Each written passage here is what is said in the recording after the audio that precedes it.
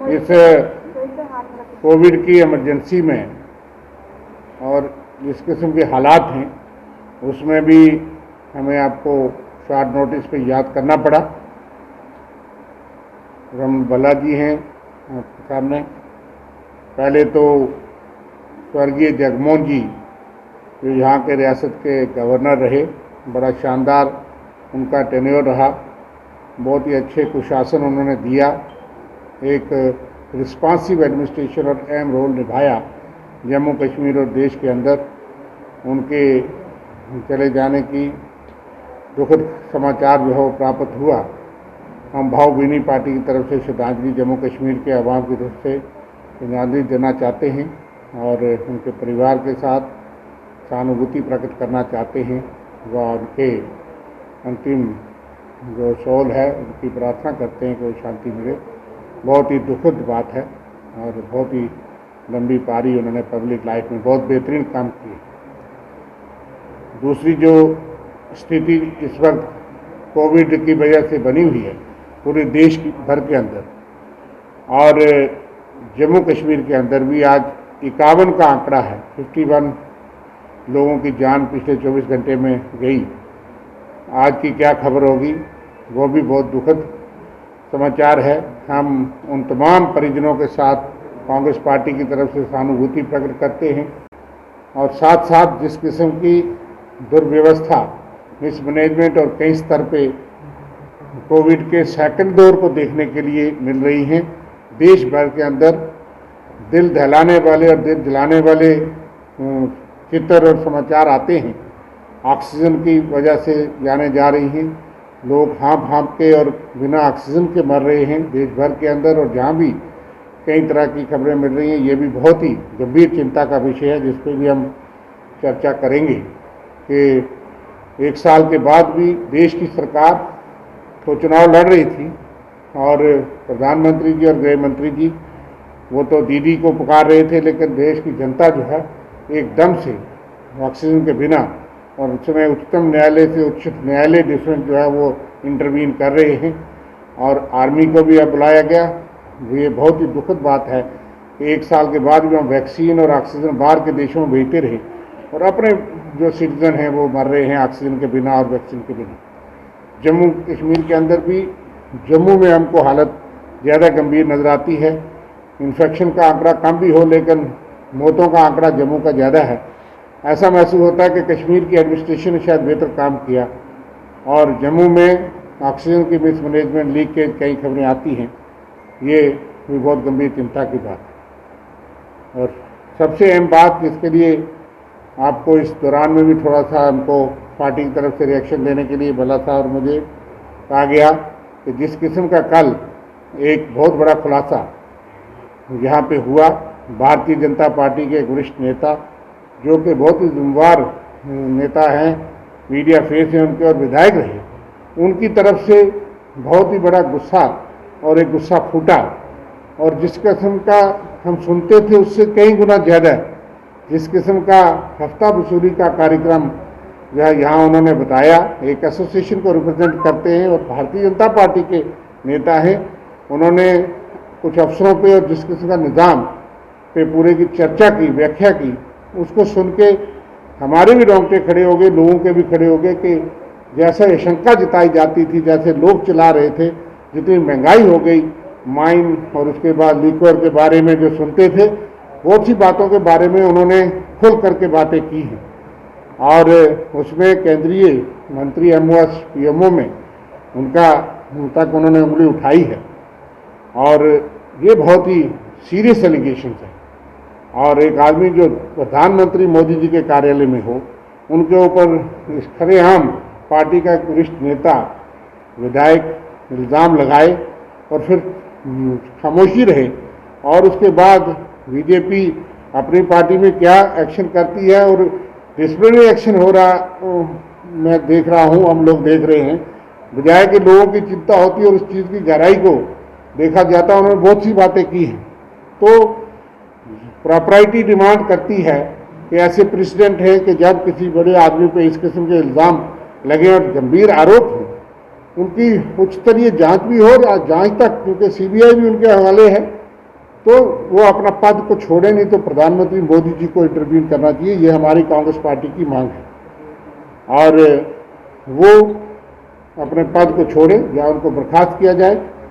क्योंकि इसकी high level inquiry हो अफसरों के खिलाफ और उस माफिया और उस जो नेक्सस है उसको बेनकाब तो उन्होंने कर दिया, जैसा व्याख्या किया, उसकी जांच हो और जिसका खामियाजा आम जनता भुगत रही है। जम्मू कश्मीर का व्यापारी भुगत रहा है, जम्मू कश्मीर की आम जनता जो है वो रेत बजरी जो हम सुनते थे जिस तरह से है, और माइनिंग जो इलीगल माइनिंग अगर जिसका जिक्र किया, जो लोग स्टोन क्रशर से डील करते हैं इतने 20 सालों से, अगर वो संगठन को चला रहे हैं और वो देखते हैं जिस तरह की बातें की हैं, रोंगटे खड़े करने वाले इल्जाम हैं, उसके बाद भी जो लोग ये कहते थे ना खाएंगे ना खाने देंगे, जीरो टॉलरेंस, अगर वो कोई आदमी बोले उसके खिलाफ Bharatiya Janata party zero tolerance दिखाएगी, तो मुझे लगता है कि लोग समझते हैं। और जो सरकार लोकपाल और कई नातों से मोदी जी आए थे, आज उनके ऊपर जो है ये दायित्व बनता है वो जम्मू कश्मीर और देश को बताएं कि अगर उनके कार्यालय में किसी आदमी पर इस किस्म का इल्ज़ाम उनकी पार्टी से लगता है तो वो उसके साथ कैसे डील करेंगे। तो ये वाकई चौंका देने वाला खुलासा यहाँ पे था, जिसने भाजपा की पोल खोल के रख दी। हम लोग तो स्टार्टिंग से जब ये इन्होंने शासित यूटी में कन्वर्ट किया, क्योंकि ये भाजपा शासित ये यूटी बन के रहेगी, तब से हमें जम्मू कश्मीर के अवाम की दुश्वारियों को, जो लोगों की परेशानी थी, उसके बारे में हम उजागर करते रहे थे। लेकिन कल जो इन्हीं के दिग्गज नेता ने जो बयान करके वो खुलासा यहाँ पे किया, जिसमें ये दिखाया गया कि जिस ढंग से हम बोलते थे, हम for the sake of criticism नहीं बोलते थे, हम बताते कि ये एडमिनिस्ट्रेशन ये हाईजैक की गई है कुछ वेस्टेड इंटरेस्ट पॉलिटिशियन के माध्यम से, और रंगदारी का सिलसिला जारी यहाँ पे हुआ। ये रंगदारी का सिलसिला जो जारी हुआ, जिसमें जिस मंत्री का नाम आया, हमारी पार्टी की तरफ से डिमांड है कि उनको फौरी तौर पे इस्तीफा देना चाहिए, और अच्छे लोग हैं, खुद ही शायद समझदारी के कारण वो खुद ही इस्तीफा दे दें, लेकिन दे देना चाहिए मॉरल रिस्पॉन्सिबिलिटी को ध्यान में रखते हुए, क्योंकि निष्पक्ष जांच हो। अब ये भाजपा का अंदरूनी मसला नहीं रहा, जैसे बिल्ली थैले से बाहर आ गई, अब वो थैले से बाहर आ गई। अब पूरे आंकड़ों का खुलासा यहाँ पे हुआ है कि भाजपा के कार्यकाल में किस ढंग से अफसरशाही लगाई जा रही है, और उसका कौन, जिस ढंग से मैं समझता हूँ जम्मू कश्मीर के रिसोर्सेज थे वो बाहर बेचे जा रहे हैं, इसके पीछे किन लोगों का हाथ है, वो भी शायद इशारे में इस MLC के माध्यम, बयान के माध्यम से दिखाई दिया। चाहे एक्साइज पॉलिसी हो, चाहे लैंड के सिलसिले में यहाँ पे हो, रेत के सिलसिले में हो, चाहे कोई दूसरे दीगर टोल प्लाजा के सिलसिले में हो, पीछे कौन यहाँ पे है, किन लोगों का, मंत्रियों का इंटरेस्ट हुआ। जो अफसरशाही लगाएगी वो आम आवाम का इंटरेस्ट कम और वेस्टेड इंटरेस्ट, मिनिस्टरों का इंटरेस्ट ज़्यादा पालते रहे, और जम्मू कश्मीर में आम आवाम जो है अपनी जान को लेकर त्राही त्राही की पुकार यहाँ पे लगा रहा है, और ये सरकार या प्रशासन उनकी जूं तक नहीं रही। मैं समझता हूँ जो कल का जो खुलासा यहाँ पे हुआ, ये बड़ी देर पहले ये कब तक बर्दाश्त करते रहे, जब इनके घर तक पहुँचे। कहीं ना कहीं आग लगी हो तो धुआं निकलता है। इस वक्त भी समय की पुकार के मुताबिक फौरी तौर पे कार्रवाई कर देनी चाहिए। ये भाजपा का अंदरूनी मसला नहीं, ये डिसिप्लिनरी एक्शन लेने से आईवाश नहीं हो पाएगा। अब ये पब्लिक डोमेन में है, ये पब्लिक का दायित्व बनता है कि वो इन चीज़ों को देखे ताकि ट्रांसपेरेंसी पूरी रहे। अगर महाराष्ट्र में एक मिनिस्टर इस्तीफा दे सकता है तो उसी पैटर्न पे जम्मू कश्मीर का, और ये आदमी प्राइम मिनिस्टर के हाउस में यहाँ पे बैठा है, क्रेडिबिलिटी का सवाल है, एक इंस्टीट्यूशन का सवाल है। इसी तौर पे पूरी तौर से आपके जरिए मांग यहाँ पे रहेगी कि फौरी तौर पे इस्तीफा दे, और मोदी साहब ये देखें कि उनके उस ऑफिस में क्या हो रहा है। यहाँ के अध्यक्ष भी अब जवाब दे, आओ बैठे ना, इससे काम चलने वाला नहीं, खड़ा होकर देखे नीचे किस ढंग से ये पनप रहा है ये रंगदारी का सिलसिला। आज जम्मू कश्मीर की जनता जवाब मांगती है इनसे, और मैं समझता हूँ भाजपा आज एक्सपोज होकर रह गई, अपने वजन के नीचे खुद ही दब गई। ये इल्जाम लगाने वाला बाहर का कोई कार्यकर्ता नहीं था, उनका दिग्गज था, जिनको हाल ही में इन्होंने पार्टी के संगठन में बहुत बड़ी जिम्मेवारी दी। मैं समझता हूँ कि उनका ध्यान आना, उसको लाइटली नहीं लिया जा सकता। हर एक चीज़ को जिसको बड़े विस्तार से उन्होंने जिक्र यहाँ पे किया, मैं समझता हूँ इसमें हम सब लोगों का भी कर्तव्य यहाँ पे बनता है कि उच्च स्तर की मांग यहाँ पे हो। उच्च स्तर की मांग तभी पॉसिबिलिटी हो सकती है कि निष्पक्ष जांच होगी जब वो अपनी मिनिस्ट्री से इस्तीफा दें। आईवाश वाला सिलसिला हमें उसमें का, उसका अपना हाउस है, उनका अपना फैमिली फेयर है, उसको रखें, बाहर निकालें, लेकिन जो कंटेंट्स को लेके उन्होंने यहाँ पे उजाला यहाँ पे किया, उन कंटेक्ट्स के माध्यम से हम पार्टी, हमारी पार्टी उस कंटेक्ट्स को लेके जो एलिगेशन यहाँ पे लगाए उच्च स्तर की जांच यहाँ पे हो जाए।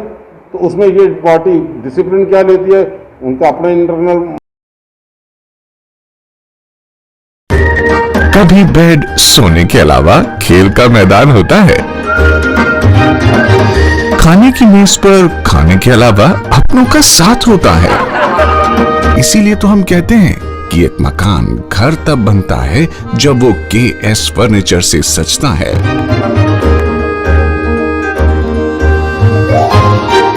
रिश्तों की मिठास का एहसास KS फर्नीचर के साथ।